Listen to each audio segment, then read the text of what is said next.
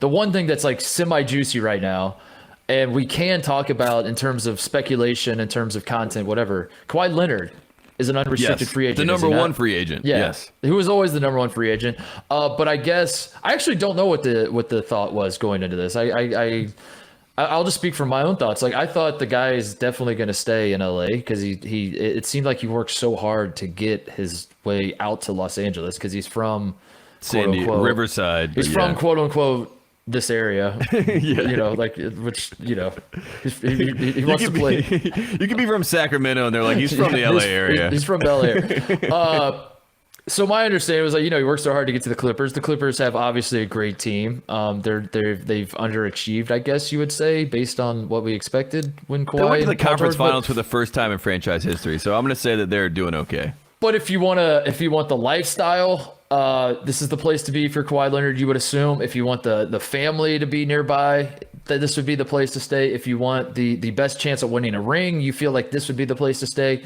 And yet I find myself, with Kawhi Leonard opting out, Tate, wondering aloud, is there a chance this man leaves based on the way his injury / is it an injury? Yes, it's definitely an injury, but also he's keeping it hush hush. All of that played out. It reminded me so much of what was going on in San Antonio that I'm now wondering, could this be a reality? Could Kawhi Leonard actually not re-sign with the Los Angeles Clippers? I mean, it's not a foregone conclusion. He is meeting with the Mavericks. So, I mean, there is a conversation that's happening with Dallas. Dallas is trying to woo him to come there and say, I know you like playing with Paul George, but what about Luka Doncic? And the idea of Kawhi Leonard and Luka playing together is very intriguing from all aspects. But I can't see where. I mean, I pretty much think he opted out to get a max deal with the Clippers. But there's also, if you're Steve Ballmer and you're the Clippers, they have on their side, like you said, there's a bit of a reservation, right? Because we love Kawhi. We know Kawhi, when he's healthy, is one of the top 3 players in the league.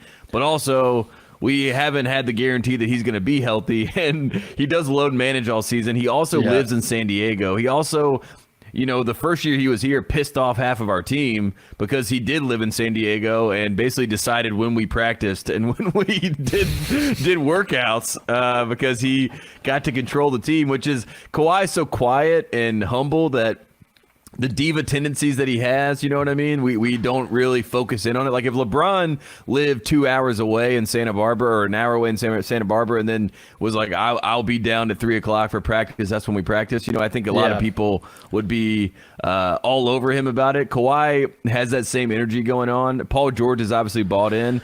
I think he's going to re-sign. I mean, why would he not? Like you said, all signs point to this. But there could be some hesitation from the Clippers, which could lead to Kawhi and Uncle Dennis saying, oh, you don't want our guy? Well, we're going to go talk to the Knicks. We're going to go talk to the Mavericks. We're going to go, the Pacers. The Heat are done. The Pacers. The Indiana Pacers. The Cleveland Cavaliers. Yeah, the Heat are the team that I think they wanted to be in this race, but they're out now because they signed Duncan Robinson. So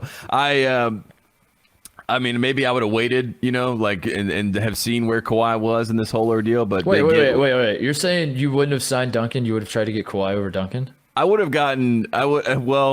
No, I'm not saying that. I would have gotten Kawhi over Kyle Lowry. That's what I'm saying. Okay, thank you. I was gonna say, oh my God. But Kawhi is the most fascinating one. John Collins is another name that I think is interesting. He's also, the Mavericks are looking at everybody because the Mavericks are trying to put a team around Luka because they're watching the Olympics like the rest of us and they're saying to themselves, wait a second, we have maybe the best player in the world, so we got to really try to stack this team. I had this thought.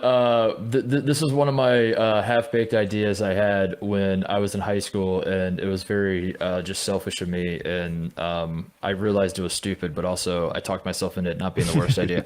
My AU team, as you may have heard, Tate, was very good. I don't talk about it much.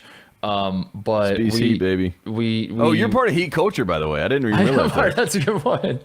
Were we the original Heatles? Yeah, I think so. People are saying. We had, I believe we had 5 NBA players in our starting lineup, Tate. We had, I want to say 11 of the 13 regular guys on our team played Division I basketball.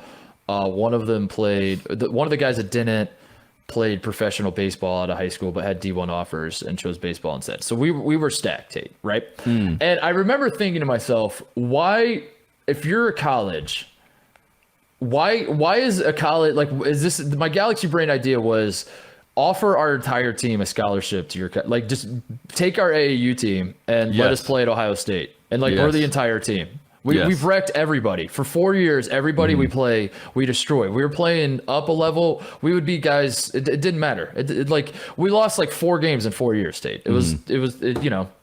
So I thought, give us all scholarships. If Calipari was at Kentucky, there's a chance that he would have done this. Yes. Put us all on the same team. We already have the chemistry. You don't have to like figure that out of how we play together, whatever. It's genius, right? And I'm wondering, is that the move for the Dallas Mavericks with Slovenia, watching Luka Doncic and the Olympics? They're like, we need Mike Tobey. Just bring the entire Slovenian team. We need to Zoran Dallas. Dragic. We need Mike Tobey. Get them over here. That's my galaxy. If Slovenia wins the gold medal, I think Mark Cuban has to just cut everybody on the team. Hardaway, you're gone. Be gone. They would love Smith, Zoran Dragic. That is for sure. I mean, he had 27 points in their game yesterday. So, I mean, all signs point to maybe Mark Cuban makes that phone call. Hey there, thanks for watching Titus and Tate. For the full friend of the program experience, subscribe right below and come join us for all things college basketball. The action is heating up. Come join Titus and Tate.